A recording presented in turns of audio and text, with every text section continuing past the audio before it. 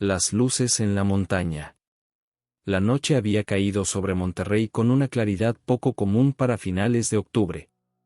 El aire, normalmente espeso por la contaminación de la ciudad industrial, se había limpiado gracias a una lluvia vespertina que dejó el cielo despejado y las estrellas brillando con una intensidad casi sobrenatural.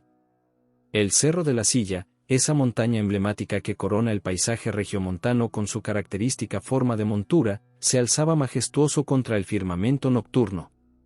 María Elena Ruiz se encontraba en la terraza del Departamento de Investigaciones Históricas, ajustando meticulosamente su telescopio astronómico. A sus 32 años, esta arqueóloga especializada en asentamientos coloniales del norte de México había dedicado los últimos 5 años de su vida a documentar y cartografiar antiguos pueblos mineros de la Sierra Madre Oriental. Sin embargo, esta noche no buscaba estrellas ni planetas, su objetivo era mucho más terrenal y, al mismo tiempo, infinitamente más misterioso. ¿Está segura de que vale la pena pasar otra noche aquí?, preguntó Roberto Garza, su compañero de investigación, mientras servía café de un termo en 2 tazas desportilladas. Llevamos 3 semanas monitoreando la montaña y no hemos visto nada fuera de lo normal. María Elena tomó la taza que le ofrecía sin apartar la vista del telescopio.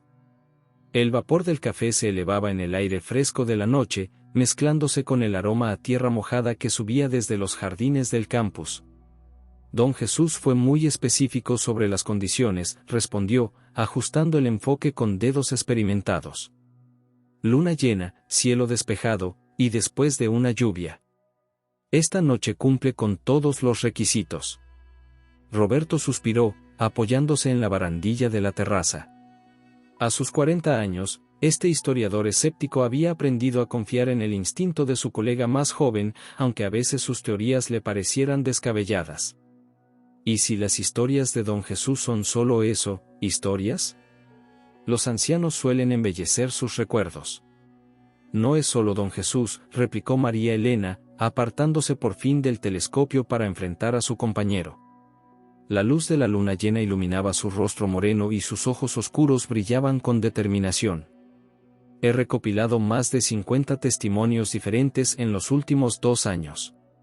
Personas de todas las edades y condiciones sociales que han visto las luces en esa zona específica de la montaña. No pueden ser todos producto de la imaginación. El viento sopló suavemente, agitando las páginas de la libreta de notas que descansaba sobre una mesa cercana.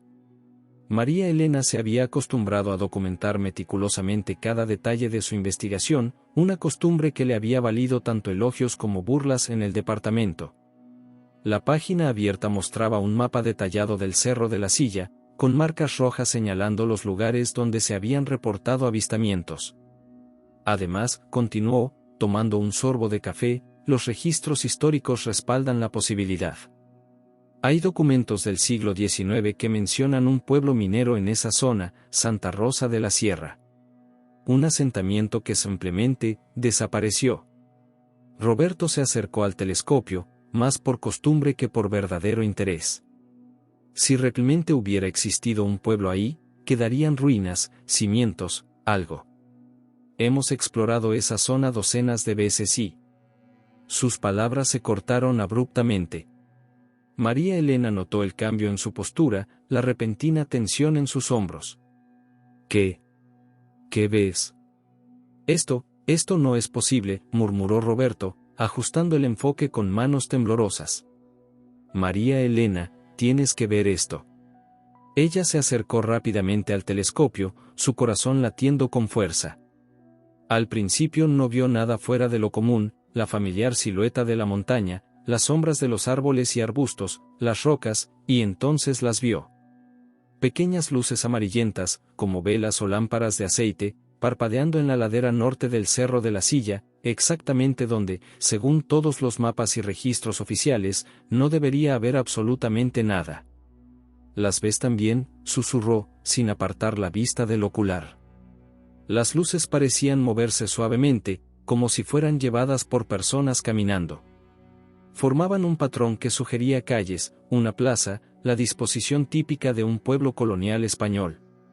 Las veo, respondió Roberto, su escepticismo habitual dando paso a una mezcla de asombro y desconcierto.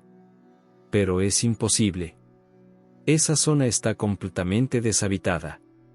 Ningún sendero llega hasta allí. Ni siquiera los excursionistas más experimentados se aventuran en esa parte de la montaña. María Elena comenzó a tomar fotografías a través del telescopio, sus manos temblando ligeramente por la emoción. Cuenta las luces conmigo. Necesitamos documentar todo esto. Durante la siguiente hora, ambos investigadores observaron y documentaron meticulosamente el fenómeno.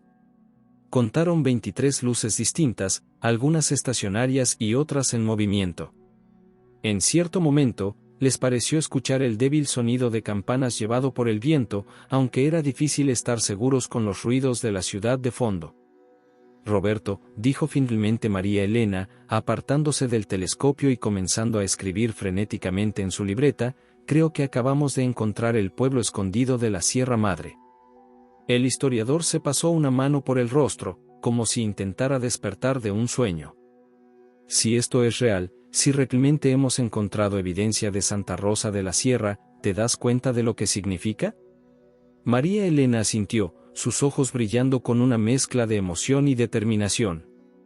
Significa que todas las historias, todas las leyendas sobre el pueblo que desapareció, tienen una base real. Algo sucedió aquí, Roberto. Algo que la historia oficial no ha podido o no ha querido explicar. Mientras hablaba, sacó de su mochila un antiguo libro de registros que había encontrado en la Biblioteca Histórica de Monterrey. Sus páginas amarillentas contenían el último censo oficial de Santa Rosa de la Sierra, fechado en marzo de 1847. Después de esa fecha, el pueblo simplemente dejaba de aparecer en los registros, como si hubiera sido borrado de la faz de la tierra. Mañana a primera hora solicitaré los permisos para una expedición, declaró, cerrando su libreta de notas. Necesitamos subir ahí, Roberto. Necesitamos ver qué queda de Santa Rosa con nuestros propios ojos. ¿Y si no encontramos nada?, preguntó él, mirando nuevamente hacia la montaña donde las misteriosas luces continuaban su danza nocturna. ¿Y si cuando lleguemos allí solo hay rocas y matorrales, como siempre? María Elena guardó cuidadosamente su equipo, su mente ya trabajando en los preparativos para la expedición. Entonces buscaremos bajo las rocas y entre los matorrales. Porque ahora tenemos pruebas, Roberto. Hay algo allá arriba, algo que ha permanecido oculto durante más de 170 años. Y vamos a descubrir qué es. El viento sopló con más fuerza, trayendo consigo el lejano sonido de campanas. Mientras los dos investigadores recogían su equipo, las luces en la montaña comenzaron a desvanecerse una a una, como estrellas desvaneciéndose ante el amanecer. Pero esta vez, María Elena sabía que no era su imaginación. El pueblo escondido del Cerro de la Silla había revelado su existencia, y ella estaba determinada a descubrir la verdad detrás de su misteriosa desaparición. Antes de abandonar la terraza, echó un último vistazo a la montaña. Por un momento, le pareció ver una figura solitaria entre los últimos destellos de luz, como un vigía eterno guardando los secretos de Santa Rosa. La figura pareció mirar en su dirección y luego, como las luces, se desvaneció en la oscuridad de la noche regiomontana, dejando solo preguntas y el persistente sonido de campanas en el viento. Los archivos olvidados. La Biblioteca Histórica de Monterrey se alzaba como un testigo silencioso del paso del tiempo, sus gruesos muros de cantera protegiendo siglos de historia regiomontana. El edificio, construido a principios del siglo XX, mantenía una temperatura constante para preservar sus valiosos documentos, creando un ambiente fresco que contrastaba con el calor abrasador del exterior. María Elena llevaba más de 5 horas sumergida entre estantes polvorientos y cajas de documentos. El sol de la tarde se filtraba por los antiguos vitrales, creando patrones multicolores sobre las mesas de madera pulida. Sus dedos, protegidos por guantes de algodón blanco, pasaban cuidadosamente las páginas amarillentas de registros coloniales, mientras sus ojos escudriñaban cada línea en busca de menciones sobre Santa Rosa de la Sierra. ¿Has encontrado algo? La voz de Roberto resonó en el silencio de la sala de archivo histórico, donde solo se escuchaba el suave zumbido del aire acondicionado y el ocasional pasar de páginas. Varias menciones dispersas, respondió María Elena, sin levantar la vista de un deteriorado libro de registros mineros. Pero nada concreto todavía. ¿Y tú? Roberto se acercó a su mesa, cargando un pesado volumen encuadernado en cuero. Algo interesante en los registros eclesiásticos. Aparentemente, la parroquia de Santa Rosa dependía de la diócesis de Linares. Hay registros de bautizos y matrimonios hasta febrero de 1847. María Elena levantó la vista, sus ojos brillando con interés. El cabello negro, normalmente recogido en una cola de caballo profesional, se había aflojado después de horas de investigación, enmarcando su rostro concentrado. ¿Y después de febrero? Nada. Como si el pueblo hubiera dejado de existir de la noche a la mañana. Roberto se ajustó las gafas de lectura, un gesto que María Elena había aprendido a reconocer como señal de que algo le inquietaba. Pero hay algo más. En los márgenes de algunos documentos hay anotaciones extrañas. Antes de que pudiera elaborar, la puerta de la sala se abrió silenciosamente. Doña Carmen, la veterana archivista de la biblioteca, se acercó a ellos con pasos suaves pero decididos. A sus 70 años, conocía cada documento, cada rincón de aquel lugar como la palma de su mano. Doctora Ruiz, llamó en voz baja, encontré algo que podría interesarle. En sus manos llevaba una caja de cartón desgastada, sin etiqueta visible. Estaba catalogando una donación reciente de la familia Zambrano cuando recordé su investigación. María Elena y Roberto intercambiaron miradas de curiosidad mientras doña Carmen colocaba cuidadosamente la caja sobre la mesa. El polvo acumulado durante décadas se elevó en el aire, bailando en los rayos de sol que atravesaban la sala. La familia Zambrano fue una de las más importantes en la minería regiomontana durante el siglo XIX, explicó la archivista mientras abría la caja con manos experimentadas. Esta documentación perteneció a don Francisco Zambrano, quien mantenía registros detallados de todas las operaciones mineras en la región. El contenido de la caja reveló una colección de documentos, cartas y un libro de registros particularmente grueso. María Elena contuvo la respiración cuando leyó el título en el lomo, Registro de Poblaciones, Sierra Madre Oriental 1840 a 1850. Con extremo cuidado, abrió el libro. Las páginas crujieron suavemente, liberando el aroma característico del papel antiguo.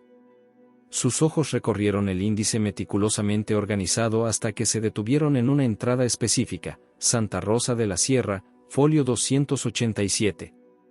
Roberto, llamó con voz temblorosa, mira esto. El historiador se inclinó sobre su hombro mientras ella pasaba las páginas hasta llegar al folio indicado. Allí, escrito en una caligrafía clara y precisa, comenzaba el registro del pueblo perdido. Santa Rosa de la Sierra, fundada en 1832 por don Miguel de Mendoza y 30 familias de mineros. Población actual, censo de 1845 203 habitantes. Actividad principal, extracción de plata y oro. Ubicación, ladera norte del Cerro de la Silla, a 1200 metros sobre el nivel del mar. La ubicación coincide exactamente con donde vimos las luces, murmuró Roberto, tomando notas rápidamente en su libreta. María Elena continuó leyendo, su voz apenas un susurro, infraestructura, una iglesia dedicada a Santa Rosa de Lima, 35 viviendas, una escuela, 2 comercios generales, y la mina principal, La Esperanza, punto. Las páginas siguientes contenían registros detallados de la producción minera, nacimientos, defunciones y eventos importantes del pueblo. Todo estaba meticulosamente documentado hasta marzo de 1847. Después de esa fecha, las páginas estaban en blanco, excepto por una nota marginal escrita con una caligrafía diferente, más apresurada y temblorosa. Pueblo maldito por la ambición. Que Dios tenga piedad de sus almas. Doña Carmen, que había permanecido en silencio observando su descubrimiento, habló suavemente, hay más documentos en la caja. Cartas personales, informes oficiales, y esto. De entre los papeles extrajo un sobre amarillento, sellado con cera roja ya desmoronada. María Elena tomó el sobre con manos temblorosas. En el frente, escrito con la misma caligrafía apresurada de la nota marginal, se leía, para ser leído solo en caso de que las luces vuelvan a aparecer en la montaña. Esto es extraordinario, susurró Roberto, olvidando por completo su habitual escepticismo. ¿Podemos abrirlo? Doña Carmen asintió. Los documentos fueron donados sin restricciones. Todo lo que encuentren aquí puede ser estudiado y documentado.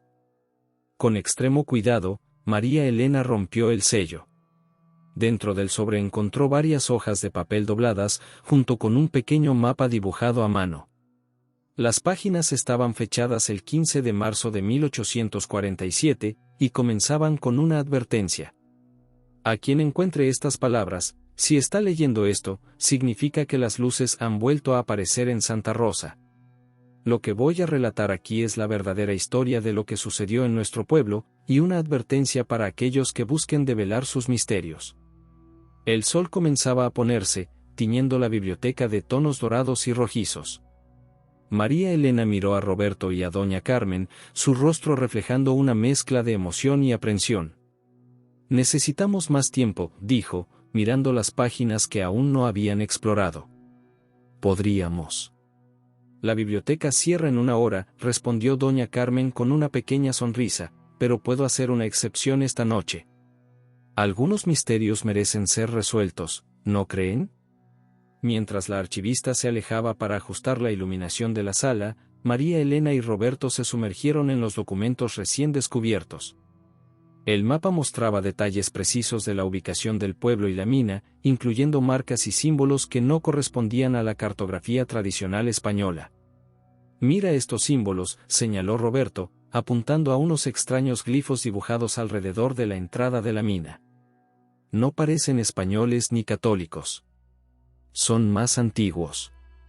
María Elena asintió, su mente trabajando a toda velocidad. Los huicholes consideraban esta región como tierra sagrada. Tal vez los mineros encontraron algo más que oro en esas montañas.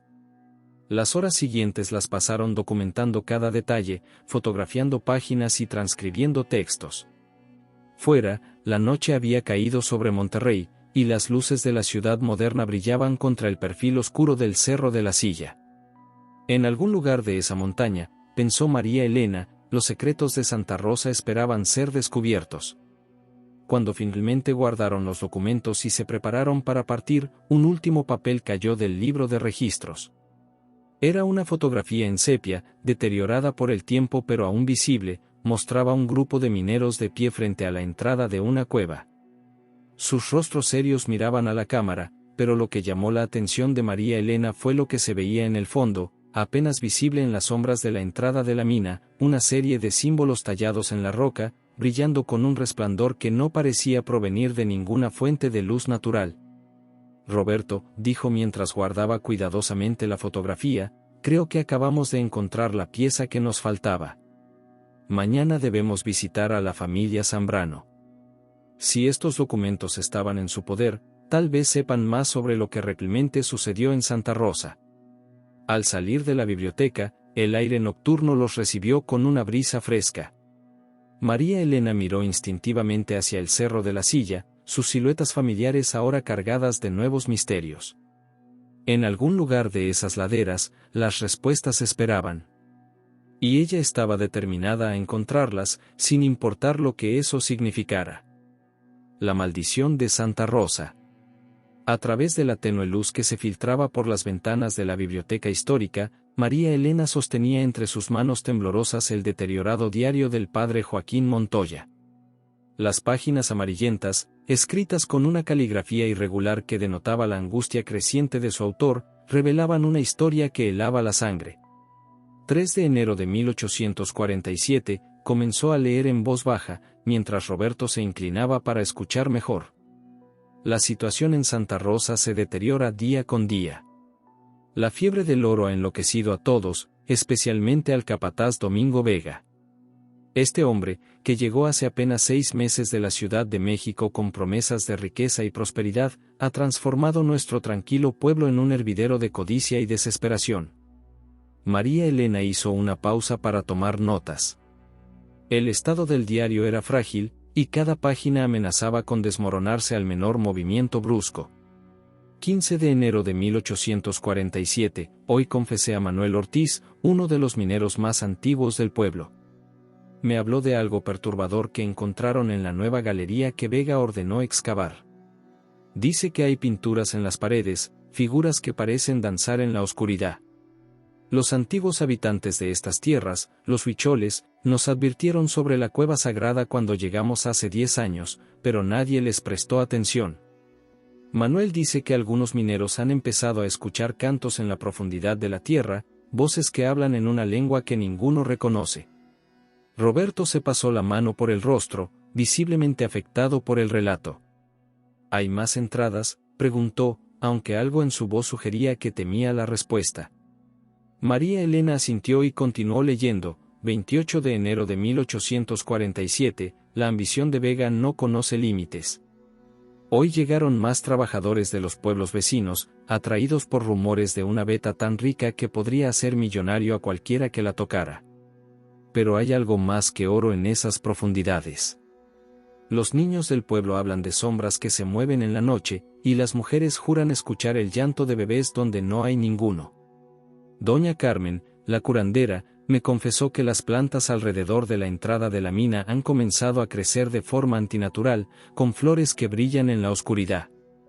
1 de febrero de 1847, esta mañana encontraron a Juan Mendoza, uno de los mineros más jóvenes, en la entrada de la mina. Estaba en posición fetal, murmurando incoherencias sobre ojos que brillan en la oscuridad y cantos que prometen riquezas más allá del oro. Su cabello, que ayer era negro como el carbón, ahora está completamente blanco. El doctor dice que su mente está perdida. Las páginas siguientes revelaban una espiral descendente de eventos cada vez más perturbadores. María Elena continuó leyendo, su voz apenas un susurro en la silenciosa biblioteca. 12 de febrero de 1847, los sonidos, esos terribles sonidos desde las profundidades de la mina no cesan. Anoche, durante la misa vespertina, todos los pudimos escuchar, un canto antiguo que hizo que las velas se apagaran y que los niños comenzaran a llorar. Vega insiste en que son solo el viento y la imaginación de gente supersticiosa, pero yo he visto el miedo en sus ojos cuando mira hacia la montaña. 20 de febrero de 1847, 3 familias intentaron abandonar el pueblo hoy.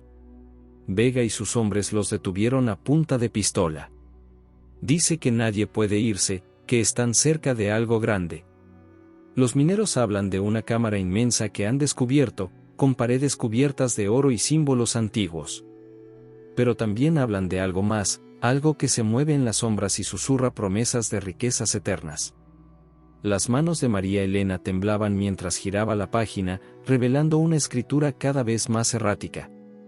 1 de marzo de 1847, que Dios nos perdone por lo que hemos despertado. Esta tarde, mientras daba la extremaunción a la pequeña Rosa, víctima de una fiebre inexplicable, las campanas de la iglesia comenzaron a sonar solas. El cielo se oscureció como si una tormenta se aproximara, pero no había nubes.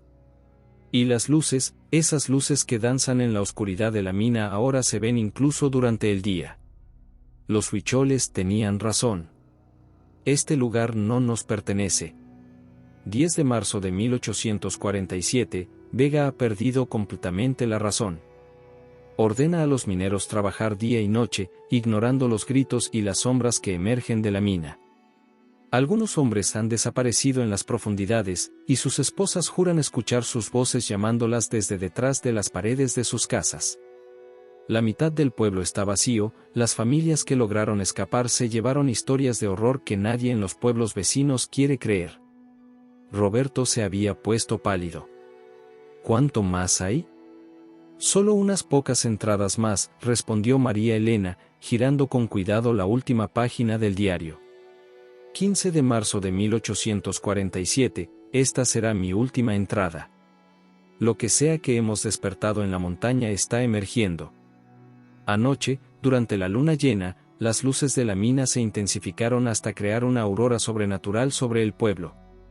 Los cantos antiguos ahora son tan fuertes que hacen vibrar las ventanas. Vega y un grupo de mineros entraron a la Cámara Dorada esta mañana, hablando de un portal, de riquezas más allá de la imaginación. No han regresado. 16 de marzo de 1847, están aquí. Han venido por nosotros. El oro está maldito. Los símbolos en las paredes de la mina no eran advertencias, eran una invitación. Un portal entre mundos que nunca debió ser abierto. Escucho pasos en el techo de la iglesia, voces que hablan en lenguas imposibles. Los pocos que quedamos hemos decidido sellar la entrada de la mina, pero temo que sea demasiado tarde. Que Dios tenga piedad de nuestras almas. La última entrada terminaba con un trazo irregular que se extendía hasta el borde de la página, como si algo hubiera interrumpido al padre Montoya mientras escribía. María Elena cerró el diario con cuidado reverencial y miró a Roberto. Esto no fue solo un pueblo minero que se abandonó por agotamiento de recursos o enfermedad. Algo más sucedió aquí, algo que las autoridades de la época prefirieron enterrar en el olvido. Roberto asintió lentamente, mientras sacaba de su mochila otros documentos que había encontrado. «Mira esto», dijo, extendiendo un periódico amarillento de Monterrey, fechado en abril de 1847. Solo una pequeña nota en la última página, se reporta el abandono del pueblo minero de Santa Rosa de la Sierra. Autoridades atribuyen el evento a una epidemia. Se prohíbe el acceso a la zona hasta nuevo aviso. Una cortina de humo, murmuró María Elena. ¿Qué más has encontrado? Roberto desplegó varios documentos sobre la mesa, cartas personales, registros de la iglesia y reportes oficiales. Cada uno añadía una pieza más al rompecabezas de la tragedia de Santa Rosa. Una carta particularmente reveladora, escrita por una mujer llamada Isabel Ramírez a su hermana en Monterrey, fechada el 5 de marzo de 1847, ofrecía una perspectiva adicional. Querida hermana, si esta carta te llega, por favor, no intentes buscarme. Lo que hemos visto aquí desafía toda explicación. El oro ha corrompido no solo los corazones de los hombres, sino la tierra misma. Las noches están llenas de luces y voces, y los niños hablan de jugar con amigos que no existen. Algunos dicen que la mina nos ha traído una bendición, que hay otro mundo más allá del oro, lleno de maravillas y promesas. Otros, como yo, vemos la verdad, hemos profanado algo sagrado, y ahora debemos pagar el precio. María Elena y Roberto trabajaron hasta el anochecer, documentando y correlacionando cada pieza de evidencia. La historia que emergía era más extraña y perturbadora de lo que habían imaginado, un pueblo próspero consumido no solo por la codicia, sino por fuerzas que la ciencia moderna tendría dificultades para explicar. ¿Crees que esto explica las luces que vimos?, preguntó Roberto finalmente, mientras guardaban los documentos. María Elena miró por la ventana de la biblioteca hacia el cerro de la Silla, cuya silueta se recortaba contra el cielo del atardecer. Creo que apenas estamos rasguñando la superficie de este misterio. El padre Montoya mencionó un portal, y los huicholes consideraban esta montaña como un lugar sagrado mucho antes de que llegaran los españoles. ¿Qué sugieres que hagamos? La próxima luna llena es en 3 días, respondió María Elena, con un brillo de determinación en sus ojos. Creo que es hora de que hagamos nuestra propia visita a Santa Rosa de la Sierra. Mientras recogían sus cosas, un viento frío sopló a través de la biblioteca, haciendo revolotear las páginas del diario del padre Montoya. Por un momento, ambos investigadores juraron escuchar un eco lejano, como el sonido de campanas de iglesia llevado por el viento desde las profundidades de la montaña. Testimonios del presente. En la pequeña sala de su casa en las faldas del Cerro de la Silla, don Jesús García se mecía suavemente en su vieja silla de madera. Sus ojos, aunque nublados por los años, brillaban con una lucidez sorprendente mientras compartía sus recuerdos con María Elena y Roberto.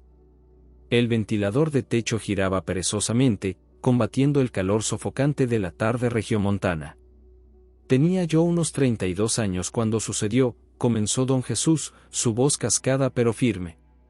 Era pastor de cabras, como mi padre y mi abuelo antes que él. Conocía cada piedra, cada vereda de esa montaña. O al menos eso creía yo. María Elena ajustó la grabadora digital sobre la mesa de centro, mientras Roberto preparaba su libreta de notas.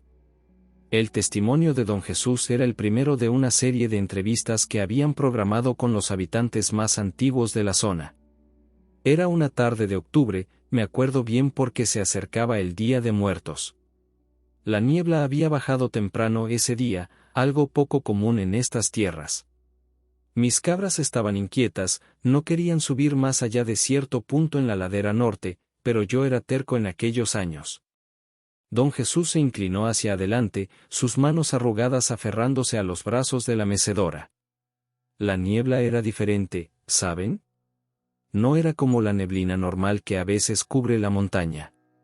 Esta era más densa, más viva, por decirlo de alguna manera. Se movía contra el viento, formando figuras que parecían danzar entre los matorrales.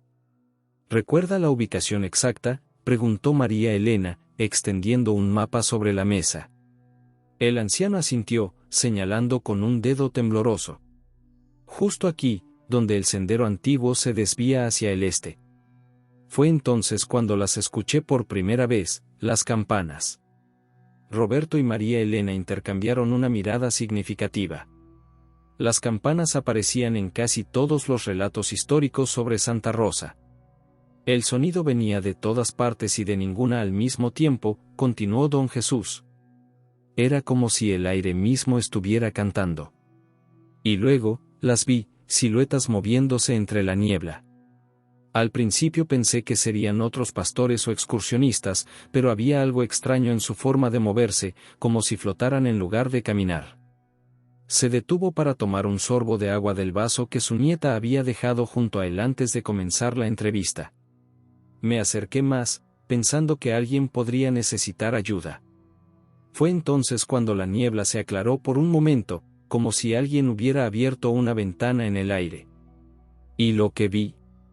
Don Jesús hizo una pausa, su mirada perdida en el recuerdo. Lo que vi era un pueblo entero, con sus casas de piedra y su iglesia con campanario. Las calles estaban llenas de gente vestida como en las fotografías antiguas que mi abuela guardaba. Había mineros con sus herramientas, mujeres cargando cántaros de agua, niños jugando en la plaza. ¿Cuánto tiempo duró la visión?, preguntó Roberto, escribiendo frenéticamente en su libreta. Segundos, tal vez minutos. El tiempo se sentía diferente allí. Pero tan pronto como la niebla volvió a cerrarse, todo desapareció. Solo quedaron las piedras y los matorrales, como si nada hubiera estado allí nunca. María Elena sacó de su carpeta una serie de fotografías antiguas de Santa Rosa que habían encontrado en los archivos.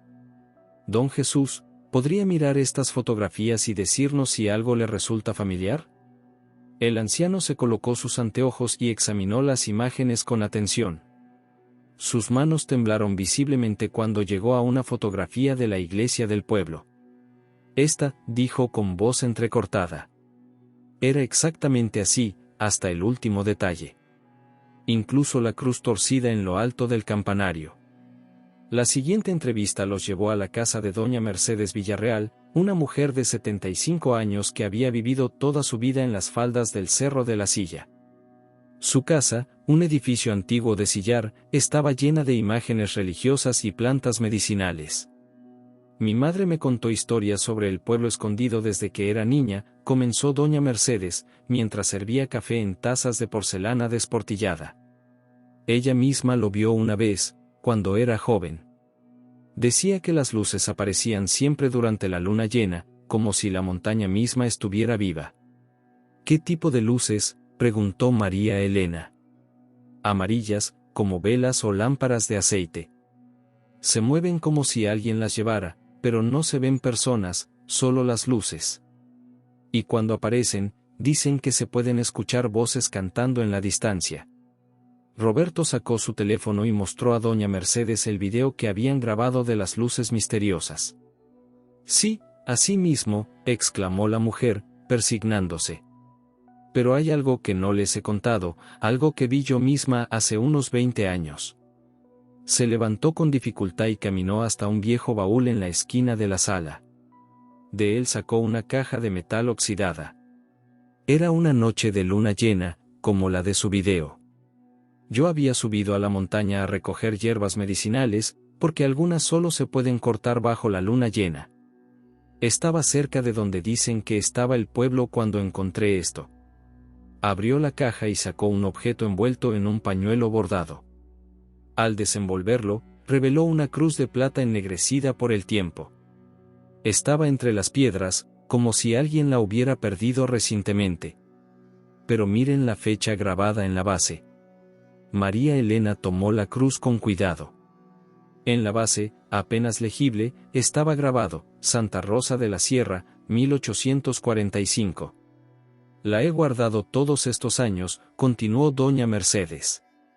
A veces, en las noches de luna llena, la cruz brilla como si fuera nueva, y se puede escuchar un suave tintineo, como campanillas lejanas. A lo largo de las siguientes semanas, María Elena y Roberto entrevistaron a docenas de personas más.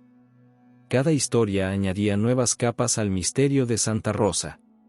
Don Miguel Treviño, un ex policía de montaña, les habló de las numerosas llamadas que recibían sobre luces misteriosas y sonidos inexplicables en la zona. La gente siempre reportaba lo mismo, explicó en su oficina llena de mapas topográficos. Luces que se mueven contra el viento, sonidos de campanas donde no hay iglesias, y esa niebla que aparece de la nada, incluso en los días más secos.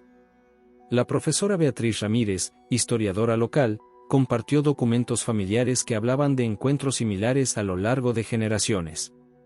Mi bisabuelo escribió sobre esto en sus diarios, dijo, mostrándoles un cuaderno desgastado. Era ingeniero en las minas de la región a principios del siglo XX. Mencionaba que los trabajadores se negaban a excavar en ciertas áreas del Cerro de la Silla, diciendo que podían escuchar voces y sonidos de herramientas viniendo de dentro de la montaña, donde no había túneles ni galerías. Una tarde, mientras revisaban sus notas en la biblioteca, Roberto notó un patrón en los testimonios. María Elena, mira esto, dijo, extendiendo un mapa donde había marcado todos los avistamientos reportados. Todas las apariciones ocurren en un radio de medio kilómetro alrededor de donde creemos que estaba Santa Rosa. Y casi siempre durante la luna llena. Y hay más, añadió María Elena, consultando su libreta. Todos mencionan los mismos elementos, las luces amarillentas, el sonido de campanas, la niebla antinatural, y esa sensación de que el tiempo se comporta de manera extraña en la zona. ¿Crees que estos testimonios modernos podrían ayudarnos a localizar el sitio exacto del pueblo? No solo eso, respondió María Elena, con un brillo de emoción en sus ojos. Creo que nos están dando pistas sobre qué sucedió realmente en 1847. Los documentos históricos nos cuentan una parte de la historia, pero estos testimonios, es como si el pueblo siguiera aquí, de alguna manera, existiendo entre nuestro mundo y otro.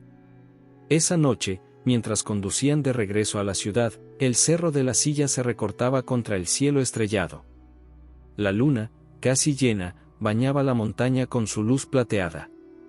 La próxima luna llena es en 3 días, dijo Roberto, mirando de reojo a su compañera. María Elena asintió, su mente ya planificando la expedición que cambiaría sus vidas para siempre. Sí, respondió. Y esta vez estaremos preparados para lo que sea que el pueblo escondido quiera mostrarnos. Mientras se alejaban, las luces de la ciudad parecían reflejarse de manera extraña en la ladera norte de la montaña, como si, por un momento, las ventanas de un pueblo fantasma brillaran en la oscuridad, llamándolos hacia un misterio que había esperado más de 150 años para ser descubierto. La expedición. El amanecer apenas comenzaba a teñir el cielo de rosa cuando María Elena estacionó su camioneta en la base del Cerro de la Silla. El aire fresco de la madrugada llevaba consigo el aroma de la tierra húmeda y el monte. Roberto ya estaba allí, acompañado por el resto del equipo que habían seleccionado cuidadosamente para esta expedición. ¿Todos listos?, preguntó María Elena, mientras abría la cajuela para sacar su equipo. El grupo asintió en silencio, conscientes de la importancia del momento. El equipo estaba compuesto por 5 personas, María Elena y Roberto, por supuesto, Carmen Suárez, una antropóloga especializada en culturas huicholes, David Torres, un geólogo con experiencia en exploraciones mineras, y Juan Pablo Mendoza, un fotógrafo profesional especializado en documentación arqueológica. Repasemos el plan una última vez, dijo Roberto, desplegando un mapa sobre el capó de su vehículo. Según nuestros cálculos y los testimonios recopilados, Santa Rosa debería estar aproximadamente a 4 horas de ascenso por esta ruta. Su dedo trazó una línea en el mapa. La entrada de la mina probablemente esté en esta zona. María Elena revisó su mochila una vez más, detectores de metales, cámaras térmicas, equipo de documentación arqueológica, GPS, botiquín de primeros auxilios, agua y provisiones para 2 días, aunque planeaban regresar antes del anochecer. Carmen, ¿qué opinas de los símbolos que encontramos en los archivos?, preguntó María Elena mientras se ajustaba las correas de la mochila. La antropóloga sacó su tablet y mostró las fotografías de los petroglifos mencionados en el diario del padre Montoya. Son definitivamente huicholes. Hablan de un lugar sagrado, un punto de conexión entre mundos. Los huicholes creían que ciertas montañas eran portales naturales donde el velo entre realidades se hacía más delgado. El ascenso comenzó en silencio, cada miembro del equipo perdido en sus propios pensamientos.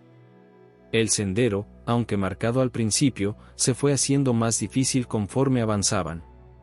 La vegetación se volvía más densa, y las rocas más traicioneras. Después de 2 horas de caminata, David, el geólogo, pidió un alto. «Miren esto», dijo, señalando una formación rocosa. Esta zona muestra signos claros de actividad minera del siglo XIX. ¿Ven estas marcas en la piedra? Son típicas de las herramientas que se usaban en esa época. Juan Pablo comenzó a fotografiar las marcas mientras Carmen las examinaba de cerca. «Hay algo más aquí», murmuró la antropóloga, pasando sus dedos por la superficie de la roca. Símbolos tallados, muy antiguos. Anteriores a la llegada de los españoles. María Elena se acercó para ver mejor. Los símbolos, casi borrados por el tiempo, mostraban figuras geométricas y espirales que parecían señalar hacia la cima de la montaña. «Es una marca de camino», explicó Carmen. Los huicholes las usaban para marcar rutas sagradas. Este lugar era importante para ellos mucho antes de que llegaran los mineros. Continuaron su ascenso, ahora más atentos a las señales del pasado que los rodeaban. El terreno se volvía cada vez más escarpado, y el aire más fino. A medida que ganaban altura, la vista de Monterrey se expandía bajo ellos, una megalópolis moderna que contrastaba dramáticamente con el misterio ancestral que perseguían. En su tercera hora de ascenso, Roberto notó algo extraño. «El GPS está actuando raro», dijo, golpeando suavemente el dispositivo. «Las coordenadas cambian de manera ilógica, como si estuviéramos en varios lugares al mismo tiempo». David sacó su brújula y frunció el ceño. «La mía también está afectada. La aguja no para de girar». «Las interferencias electromagnéticas son comunes en zonas con alto contenido mineral», explicó María Elena. «Pero esto parece diferente». Juan Pablo, que había estado fotografiando el terreno, llamó su atención. «Miren estas fotos», dijo, mostrando la pantalla de su cámara digital. Las imágenes mostraban distorsiones extrañas, como si la luz se doblara de manera imposible alrededor de ciertas áreas. «Según los documentos históricos», dijo María Elena, consultando sus notas, «deberíamos estar cerca. La iglesia estaba construida en un promontorio natural que...». «María Elena». La voz de Roberto sonaba extraña, tensa. «Creo que encontré algo». El grupo se reunió alrededor de Roberto, quien había apartado una densa mata de vegetación. Frente a ellos, medio ocultos por décadas de crecimiento natural, se alzaban los restos inequívocos de muros de piedra. «Santa Rosa», susurró María Elena, su voz mezclando asombro y reverencia. Los siguientes minutos fueron de actividad frenética. Juan Pablo documentaba cada detalle con su cámara, mientras David tomaba muestras de los materiales de construcción y Carmen estudiaba los restos detallados en las piedras. La construcción es definitivamente de mediados del siglo XIX, confirmó David. Pero miren esto, algunas de estas piedras fueron tomadas de estructuras más antiguas. Hay marcas huicholes en ellas. María Elena y Roberto comenzaron a mapear el sitio, identificando las estructuras principales. Los cimientos de la iglesia eran los más evidentes, un rectángulo grande con lo que quedaba de la base del campanario en uno de sus extremos. El pueblo era más grande de lo que pensábamos, observó Roberto, consultando su tablet. Debió haber albergado a varios cientos de personas en su apogeo. Carmen, que se había alejado un poco del grupo, los llamó con urgencia. Tienen que ver esto. Siguieron su voz hasta un área donde la vegetación era sorprendentemente escasa. Ante ellos se alzaba una pared de roca natural, y en su base, parcialmente sellada con piedras, estaba la entrada de la mina. Los símbolos, murmuró Carmen, iluminando la roca con su lámpara. La superficie estaba cubierta de petroglifos, figuras antropomorfas, espirales, y lo que parecían ser advertencias en una lengua antigua. Hablan de un portal, tradujo Carmen, sus dedos trazando los antiguos símbolos. Y de guardianes, seres que protegen el paso entre mundos. Mientras documentaban los símbolos, el detector de metales que David había estado usando comenzó a emitir señales erráticas. El geólogo se acercó con el aparato, que enloquecía cerca de la entrada. Hay algo ahí abajo, dijo. Algo grande. El sol había comenzado su descenso hacia el horizonte, y las sombras se alargaban de manera inquietante. Un viento frío, impropio de la temporada, comenzó a soplar desde la entrada de la mina. Y entonces lo escucharon, un sonido profundo, como un lamento, emergiendo de las profundidades de la tierra. Esto es imposible, murmuró David, consultando sus instrumentos. La entrada está sellada, no debería haber corrientes de aire ni... Sus palabras fueron interrumpidas por un sonido metálico, como campanas distantes. Todo el equipo se quedó inmóvil, escuchando. El sonido parecía venir de todas partes y de ninguna al mismo tiempo. La niebla, susurró Juan Pablo, señalando hacia el valle. Una masa blanquecina y antinatural comenzaba a subir por la ladera, moviéndose contra el viento. María Elena miró su reloj. El sol se pondrá en menos de una hora, y esta noche hay luna llena. Deberíamos irnos, sugirió David, visiblemente nervioso. Podemos volver mañana con más equipo y... No, interrumpió María Elena. Es ahora o nunca. La luna llena, la niebla, todo coincide con los relatos. Esto es exactamente lo que vinimos a ver. Roberto asintió, sacando equipo adicional de su mochila, más cámaras, grabadoras de audio, sensores de movimiento. Juan Pablo, necesito que documentes todo. Carmen, traduce cualquier símbolo que veas. David, monitorea cualquier cambio en los niveles de energía o actividad geológica. La niebla los alcanzó antes de que terminaran de prepararse. Era densa y fría, y parecía moverse con un propósito propio. Las luces de sus lámparas apenas penetraban la blancura sobrenatural. Miren, gritó Juan Pablo, señalando hacia donde debería estar la base del campanario. A través de la niebla, podían ver luces amarillentas que se movían como si fueran llevadas por personas invisibles.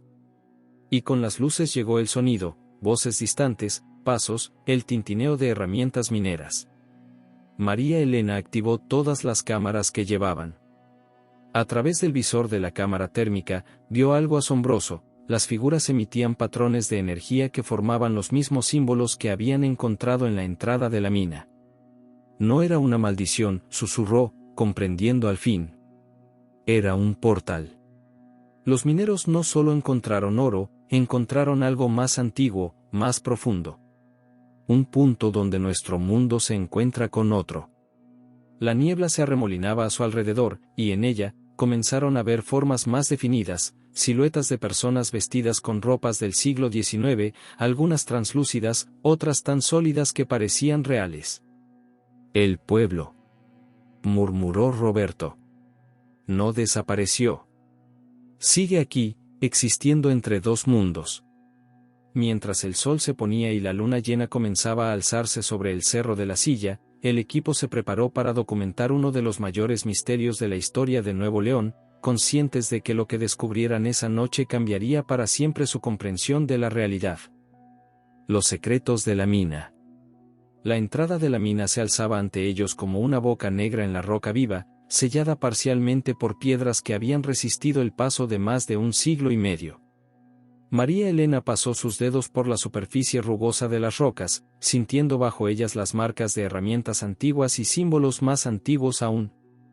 Necesitamos documentar todo esto antes de intentar cualquier cosa, dijo, mientras Juan Pablo preparaba su equipo fotográfico especializado. La niebla sobrenatural que los había envuelto momentos antes se había disipado parcialmente, como si les concediera un respiro para trabajar. Carmen se acercó a la entrada, su libreta de notas ya en mano. Estos petroglifos son más complejos de lo que pensábamos. La antropóloga iluminó la roca con una lámpara LED de alta potencia, revelando intrincados patrones que se extendían por toda la superficie. No son solo huicholes. Hay símbolos que parecen más antiguos, posiblemente de culturas que habitaron esta región antes que ellos. David, el geólogo, había comenzado a tomar lecturas con diversos instrumentos. La composición mineral es fascinante, comentó, estudiando los datos en su tablet. Hay vetas de cuarzo y oro, por supuesto, pero también hay elementos que no deberían estar aquí, al menos no en estas concentraciones. Roberto se acercó a examinar los datos. ¿Qué tipo de elementos? Ese es el problema, respondió David, frunciendo el ceño. Los resultados son inconsistentes. Es como si la composición de la roca cambiara cada vez que tomo una lectura. María Elena estaba fotografiando metódicamente cada símbolo cuando notó algo peculiar. Carmen, ¿puedes ver esto? Señaló una serie de marcas que formaban un patrón circular. Parece una especie de calendario o mapa estelar. La antropóloga se acercó para examinar el descubrimiento. Es extraordinario, murmuró. Estos símbolos hablan de ciclos lunares y algo más. Sus dedos trazaron las líneas talladas en la piedra. Hay referencias a lo que ellos llamaban el tiempo entre tiempos, momentos en que las barreras entre mundos se debilitan. Juan Pablo, que había estado tomando fotografías con diferentes tipos de iluminación, los llamó con urgencia. Tienen que ver esto. Mostró la pantalla de su cámara, donde una imagen tomada con luz ultravioleta revelaba patrones previamente invisibles. Hay toda una capa de símbolos que solo se pueden ver bajo esta luz. Los nuevos símbolos formaban espirales y figuras geométricas complejas que parecían extenderse hacia el interior de la mina. Carmen comenzó a traducir frenéticamente. Hablan de un portal, no, de varios portales. Y de guardianes, seres que protegen los pasos entre mundos. Se detuvo, estudiando una secuencia particular de símbolos. Hay una advertencia específica sobre la ambición humana y el peligro de perturbar los lugares sagrados. Mientras trabajaban, el detector de metales que David había dejado cerca comenzó a emitir señales erráticas. El aparato enloquecía, sus lecturas saltando de un extremo a otro de la escala. Esto es imposible, murmuró David, revisando el equipo. Estas lecturas sugieren una masa metálica enorme, pero su posición parece cambiar. María Elena sacó de su mochila un georradar portátil, una de las herramientas más avanzadas que habían traído. Veamos qué hay detrás de estas piedras. Las imágenes que comenzaron a formarse en la pantalla del georradar eran desconcertantes. Mostraban túneles y cámaras, pero su configuración parecía cambiar con cada barrido. Es como si la estructura interna de la mina fuera fluida, observó Roberto, mirando por encima del hombro de María Elena. Un sonido profundo emergió repentinamente de las profundidades de la tierra, como un lamento distante que hizo que todos se quedaran inmóviles. Las piedras que sellaban la entrada parecieron vibrar levemente. Los instrumentos están registrando fluctuaciones electromagnéticas masivas, informó David, sus ojos fijos en las pantallas de sus dispositivos. Y hay cambios en la temperatura y la presión del aire que desafían todas las leyes de la física. Carmen había palidecido mientras continuaba traduciendo los símbolos. Según estas inscripciones, los huicholes conocían este lugar como la Puerta de los Mundos. Creían que había momentos, especialmente durante la luna llena, en que los portales se abrían. María Elena comenzó a correlacionar todos los datos que estaban recopilando. Los mineros de Santa Rosa debieron encontrar algo más que oro cuando excavaron aquí. Los símbolos, las anomalías físicas, los testimonios históricos, todo apunta a que este lugar es algún tipo de punto de convergencia. Roberto asintió, recordando las entradas del diario del padre Montoya. Por eso el capataz Vega se obsesionó tanto. No era solo el oro, debió ver o experimentar algo que lo convenció de seguir cavando, sin importar las consecuencias. Juan Pablo, que había estado fotografiando el área circundante, llamó su atención nuevamente. Hay algo más. Las fotografías térmicas muestran patrones de calor que no tienen sentido.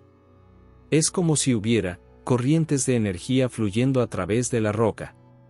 María Elena se acercó a examinar las imágenes térmicas. Efectivamente, líneas de calor serpenteaban a través de la roca siguiendo patrones que coincidían con algunos de los símbolos antiguos. Carmen, llamó María Elena, ¿puedes traducir esta secuencia de símbolos? Señaló un grupo particularmente complejo cerca de la base de la entrada. La antropóloga se acercó y estudió las marcas durante varios minutos, consultando sus notas y referencias. Es una especie de advertencia, pero también instrucciones. ¿Habla de un ritual, un método para abrir el portal? El viento comenzó a soplar más fuerte, trayendo consigo el sonido distante de campanas. El sol estaba bajando, y las sombras se alargaban de manera antinatural. Las lecturas están aumentando, informó David, su voz tensa.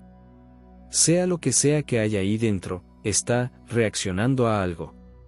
María Elena tomó una decisión. Necesitamos retirar algunas de estas piedras.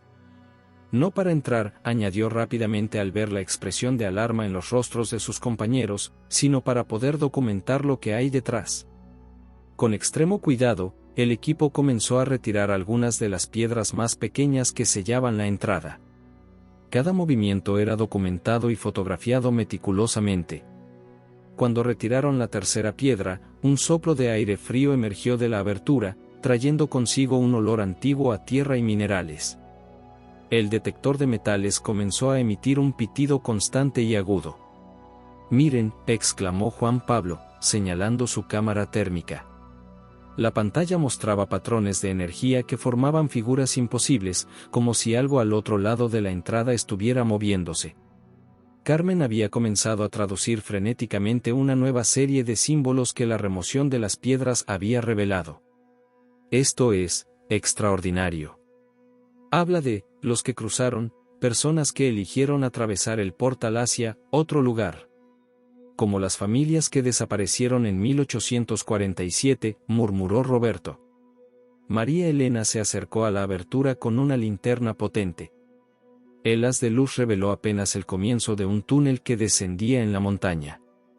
Las paredes estaban cubiertas de más símbolos y, sorprendentemente, algunos parecían brillar tenuemente con luz propia. Los instrumentos están detectando radiación electromagnética fuera de escala, informó David. Y hay fluctuaciones en el campo gravitacional que no deberían ser posibles. Un sonido metálico, como el tintineo de herramientas mineras, emergió de las profundidades del túnel. Todos se quedaron inmóviles, escuchando. El sonido fue seguido por lo que parecían ser voces distantes, hablando en una mezcla de español antiguo y algo más, algo que no pudieron identificar. Necesitamos sellar esto de nuevo, dijo María Elena finalmente. No estamos preparados para lo que sea que haya ahí abajo. No todavía. Mientras volvían a colocar las piedras en su lugar, Carmen terminó de traducir los últimos símbolos que habían descubierto. Según esto, el portal no solo conecta con otro lugar, sino con otro tiempo. Los huicholes creían que dentro de la montaña existía un punto donde todos los momentos ocurrían simultáneamente. Eso explicaría las anomalías en nuestras lecturas, reflexionó David. y las apariciones que la gente ha reportado durante generaciones. María Elena asintió, tomando notas detalladas de todo.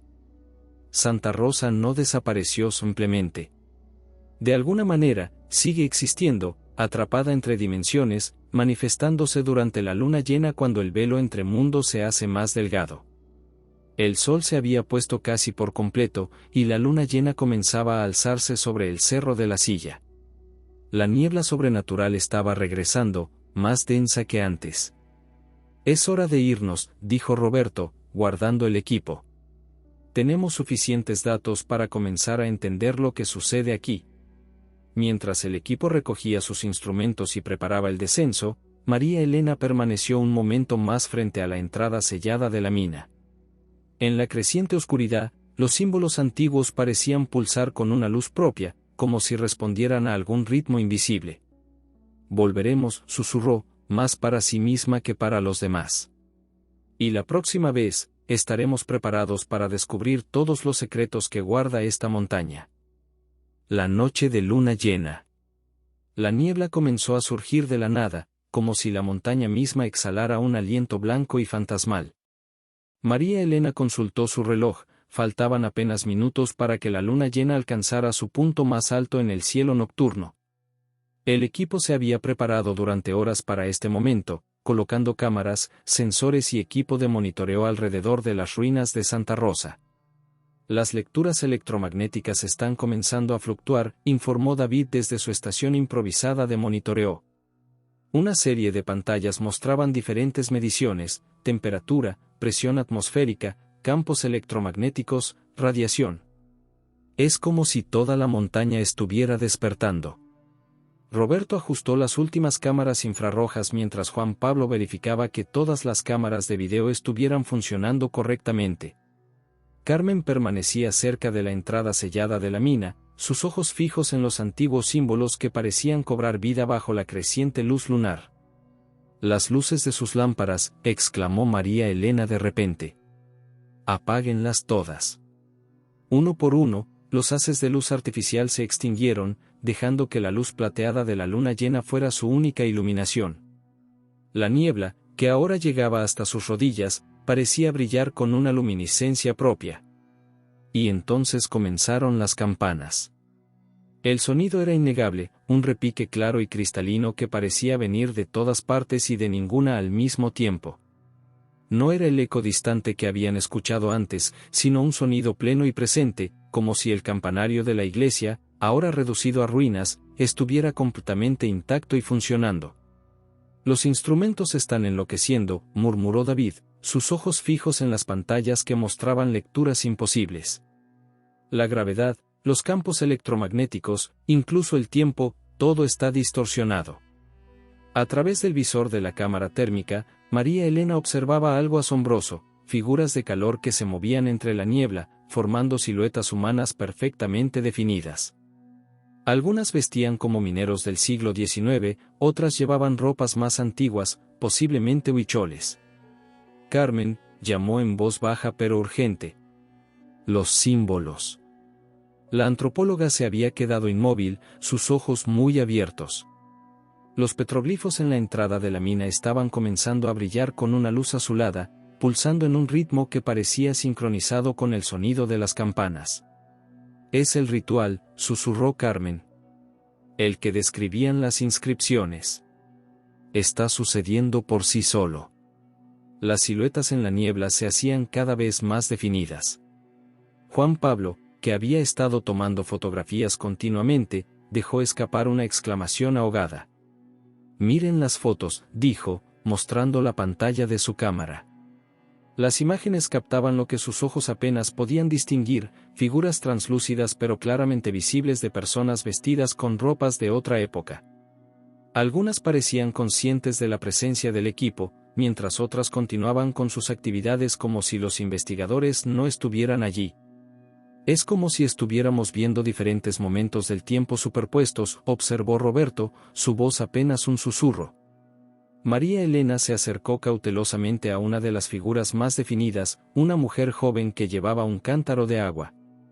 La figura se detuvo, como si percibiera su presencia, y por un momento, sus miradas se cruzaron. «Puede vernos», susurró María Elena, asombrada. «Son conscientes de nosotros». La mujer del cántaro pareció querer decir algo, sus labios moviéndose en palabras silenciosas. Carmen, que se había acercado, intentaba leer sus labios. «Está hablando en español antiguo», dijo la antropóloga. «Dice algo sobre el portal. Que algunos eligieron cruzar, que encontraron algo al otro lado más valioso que el oro». El viento comenzó a soplar con más fuerza, trayendo consigo susurros y fragmentos de conversaciones de otro tiempo. Las voces hablaban en una mezcla de español antiguo y lenguas indígenas, creando una cacofonía fantasmal que hacía que el vello de la nuca se les erizara. «Los símbolos están cambiando», exclamó Carmen, señalando hacia la entrada de la mina. Los petroglifos brillantes parecían moverse y reorganizarse, formando nuevos patrones que la antropóloga intentaba descifrar frenéticamente. David, que había estado monitoreando sus instrumentos, se acercó corriendo. «Hay una especie de patrón en las fluctuaciones energéticas. Es como si toda la montaña estuviera pulsando al ritmo de las campanas». Las figuras espectrales se multiplicaban a su alrededor. Ahora podían ver claramente la vida diaria de Santa Rosa, mineros dirigiéndose a la mina con sus herramientas, mujeres llevando ropa para lavar, niños jugando en lo que una vez fue la plaza del pueblo. Pero había algo más, figuras más antiguas, con vestimentas huicholes, realizando rituales y ceremonias en los mismos espacios. «Es como si todos los momentos de la historia del lugar estuvieran ocurriendo simultáneamente», observó Roberto, mientras documentaba todo con su cámara.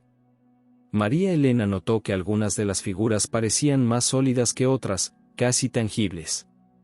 Una en particular llamó su atención, un hombre vestido como capataz de mina, que caminaba con propósito hacia la entrada sellada. «Ese debe ser Domingo Vega», susurró. El capataz se detuvo frente a la entrada, y por un momento pareció mirar directamente hacia ellos. Su expresión era una mezcla de codicia y temor. Las campanas sonaron con más fuerza, y la niebla comenzó a arremolinarse de manera antinatural, formando espirales que seguían los patrones de los símbolos brillantes. «María Elena», gritó David. «Las lecturas están llegando a niveles críticos». Los símbolos en la entrada de la mina pulsaban cada vez más rápido, y el aire mismo parecía vibrar con una energía tangible. Carmen, que había estado traduciendo frenéticamente, alzó la voz sobre el creciente ruido. «Es una alineación». Los huicholes hablaban de momentos en que los portales entre mundos se abrían completamente. La niebla se arremolinó con más fuerza, y las figuras espectrales parecieron volverse más sólidas.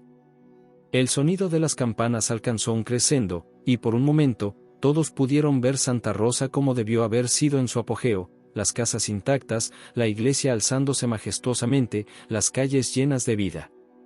Y entonces, algo extraordinario sucedió. Las piedras que sellaban la entrada de la mina comenzaron a vibrar, y a través de las grietas entre ellas, una luz dorada comenzó a emanar, pulsando al mismo ritmo que los símbolos. «Los instrumentos están registrando una distorsión espaciotemporal», gritó David, su voz apenas audible sobre el ruido de las campanas y el viento. «Es como si se estuviera abriendo una grieta en la realidad». María Elena vio como algunas de las figuras espectrales comenzaban a moverse hacia la entrada de la mina, atraídas por la luz dorada. La mujer del cántaro que había visto antes se volvió hacia ella una última vez y habló, sus palabras ahora claramente audibles. «El oro no era la verdadera riqueza. Lo que encontramos al otro lado, era algo más. Algo que solo los huicholes entendían». Las campanas alcanzaron un último crescendo ensordecedor, y por un momento, la luz dorada de la mina se intensificó hasta cegarlos a todos. Cuando pudieron ver de nuevo, las figuras espectrales habían desaparecido, la niebla se estaba disipando, y los símbolos en la roca habían vuelto a su estado normal. El silencio que siguió era casi tan abrumador como el ruido que lo había precedido. «¿Todos están bien?», preguntó Roberto, mirando a su alrededor mientras el equipo se reagrupaba.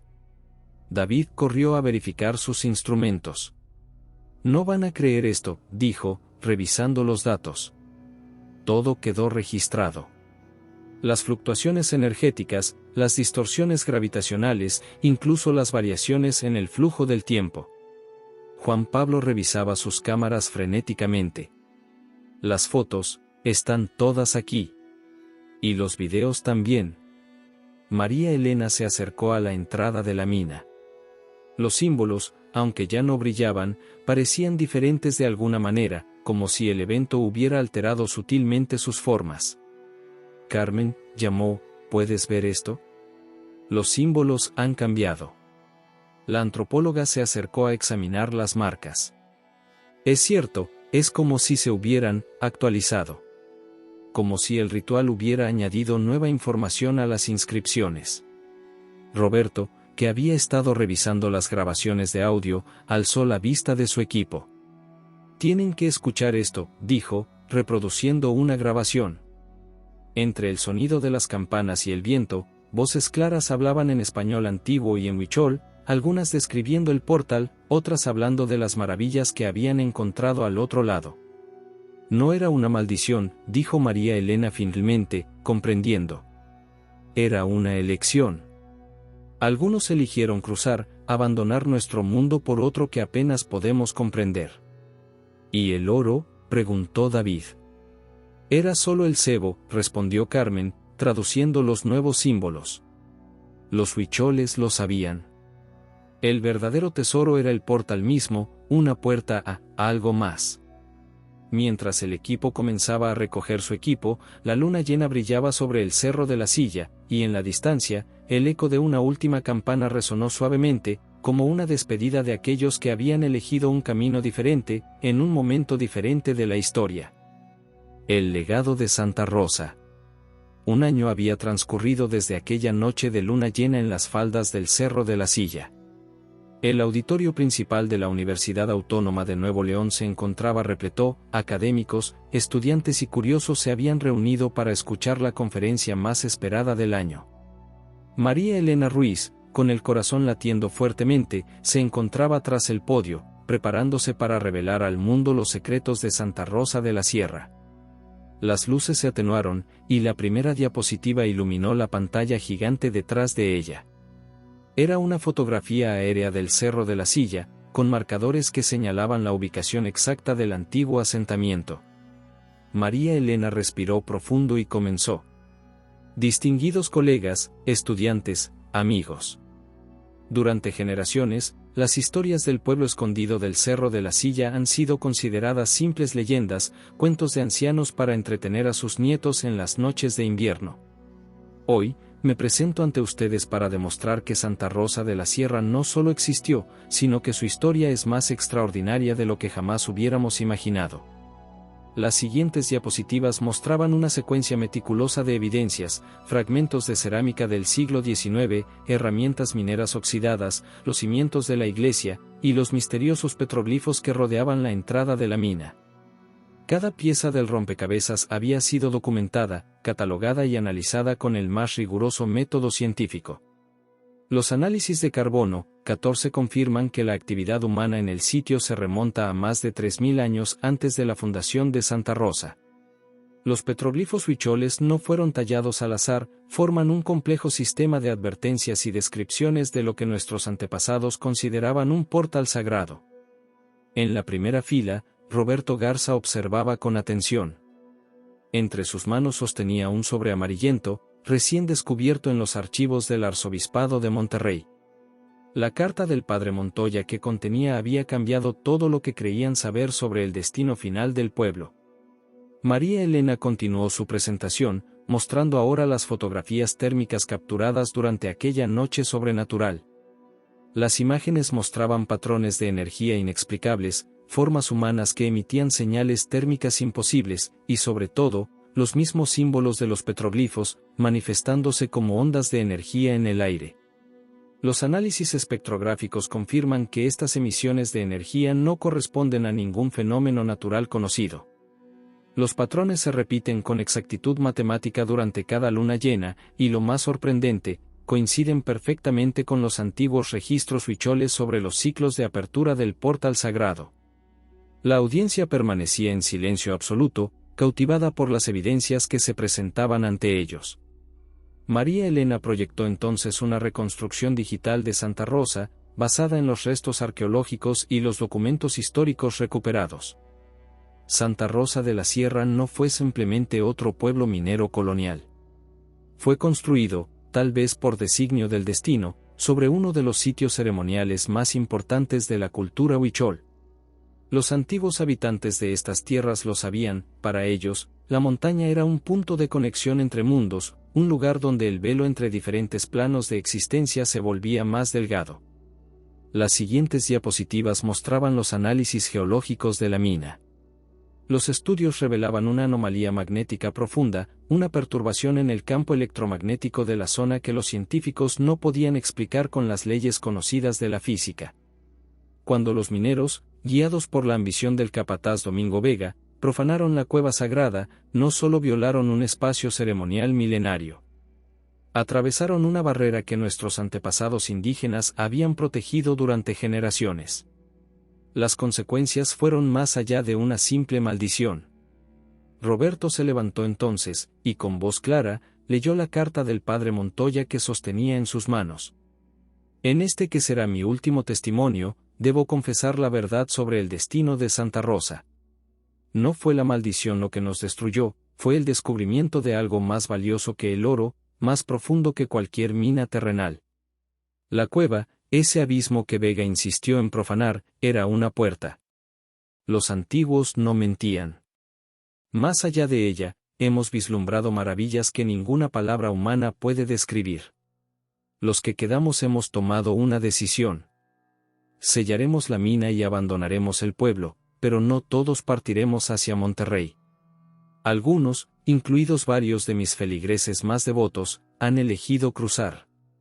Dicen que del otro lado hay maravillas más valiosas que el oro, verdades más profundas que nuestros dogmas y una luz más brillante que la de nuestro sol. Que Dios los acompañe en su viaje a través del velo.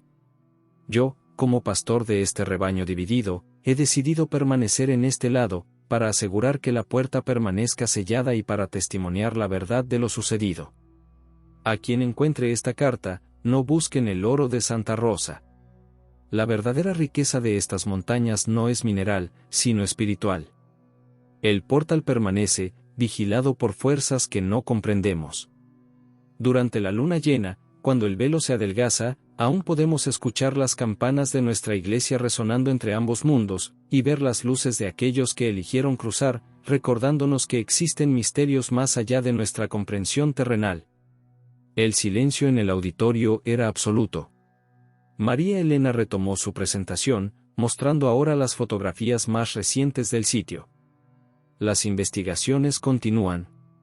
Hemos establecido un observatorio permanente en la zona, monitoreando las anomalías electromagnéticas y documentando cada manifestación durante la luna llena. Los análisis preliminares sugieren que el portal sigue activo, aunque sellado. Las apariciones que los lugareños han reportado durante generaciones no son fantasmas en el sentido tradicional, sino manifestaciones de un fenómeno que desafía nuestra comprensión actual de la realidad. En la pantalla aparecieron los rostros de los testigos, don Jesús García y otros habitantes de la región que habían compartido sus experiencias. Sus testimonios, antes descartados como supersticiones, ahora cobraban un nuevo significado a la luz de las evidencias científicas. Cada historia, cada avistamiento, cada experiencia inexplicable en el Cerro de la Silla ha sido una pieza de este rompecabezas. Los habitantes de Santa Rosa no desaparecieron, algunos eligieron un destino más extraordinario que la muerte o el exilio. Las luces que vemos durante la luna llena son recordatorios de su elección, ecos de una comunidad que existe entre dimensiones. María Elena proyectó entonces la fotografía más impactante, una imagen nocturna del Cerro de la Silla durante la última luna llena. En ella, las luces formaban un patrón idéntico al trazado original del pueblo, como si Santa Rosa continuara existiendo en un plano paralelo. En mi oficina, el detector de metales que usamos durante la expedición ocasionalmente emite señales sin explicación aparente. Los instrumentos más sensibles del observatorio registran fluctuaciones electromagnéticas que coinciden con los ciclos lunares. Y durante las noches de luna llena, si uno escucha con atención, el viento entre las rocas suena como campanas distantes. La última diapositiva mostraba un petroglifo recién descubierto, uno que habían encontrado oculto tras siglos de crecimiento vegetal. En él, figuras humanas atravesaban una puerta de luz, mientras otras permanecían como guardianes. El legado de Santa Rosa de la Sierra va más allá de una simple historia de ambición y tragedia. Es un testimonio de que existen lugares donde la línea entre el pasado y el presente, entre este mundo y otros, se desvanece como la niebla en la montaña. Los antiguos habitantes de estas tierras lo sabían. Los mineros de Santa Rosa lo descubrieron. Y ahora, con cada luna llena, las luces en el Cerro de la Silla nos recuerdan que hay misterios que la ciencia aún no puede explicar, verdades que desafían nuestra comprensión de la realidad.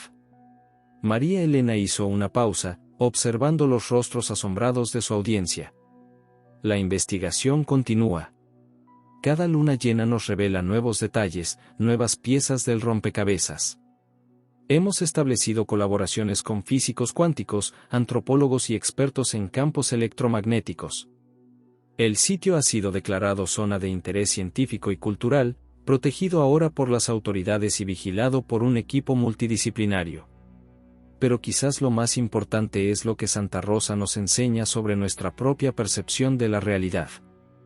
En un mundo donde creemos haberlo explicado todo, donde la ciencia y la tecnología han desmitificado tantos misterios antiguos, el pueblo escondido del Cerro de la Silla nos recuerda que aún hay maravillas por descubrir, verdades por comprender, y mundos por explorar. En su oficina, sobre su escritorio, el detector de metales emitió un suave pitido, como si respondiera a un eco lejano. María Elena sonrió, sabiendo que en algún lugar, más allá del velo, las campanas de Santa Rosa seguían sonando, llamando a aquellos lo suficientemente valientes para creer en lo imposible. La historia de Santa Rosa no ha terminado. Cada luna llena, cada nueva investigación, cada pieza de evidencia nos acerca más a comprender la verdadera naturaleza de lo que encontraron aquellos mineros en 1847. Y quizás, algún día, estemos preparados para enfrentar la decisión que ellos enfrentaron, permanecer en el mundo que conocemos o atrevernos a cruzar el velo hacia lo desconocido. La presentación terminó con una fotografía del amanecer sobre el Cerro de la Silla, las primeras luces del día dispersando la niebla nocturna, revelando y ocultando al mismo tiempo los secretos eternos de la montaña.